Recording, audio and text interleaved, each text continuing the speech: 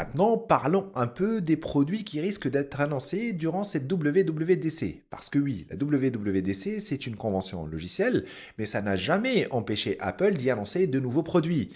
Et en ce moment, toutes les rumeurs portent à croire que ça va aussi être le cas cette année. Dans 2 semaines, Apple pourrait porter un véritable coup de tonnerre en annonçant le Mac Pro version M4 Ultra, une machine de guerre qui promettrait de faire des choses qu'on pensait impossibles sur un desktop jusqu'à présent. Pourquoi cette M4 Ultra serait importante? Parce qu'elle n'existera pas dans le Mac Studio. Apple aurait viré le connecteur Ultra Fusion sur les puces M4 Max, donc impossible de fusionner deux puces comme avant. Résultat, seul le Mac Pro pourra accueillir ce véritable monstre. Et le fait que ce soit une puce à part entière et non deux puces fusionnées veut dire qu'on pourrait vraiment avoir des performances doublées par rapport à la puce M4 Max, là où l'Ultra Fusion de la puce M2 Max permettait d'avoir un boost de 25 à 40% de performance. On parle de 32 cœurs de CPU, d'un GPU maison énorme, de plus de 800 gigaoctets de bande passante mémoire, du très lourd avec un refroidissement actif digne d'une station de travail, peut-être même plus de modularité et une véritable différence avec le Mac Studio. Et ça, franchement, ça peut faire du bien à la gamme Mac qui avait tendance à devenir trop linéaire. Reste à voir le prix.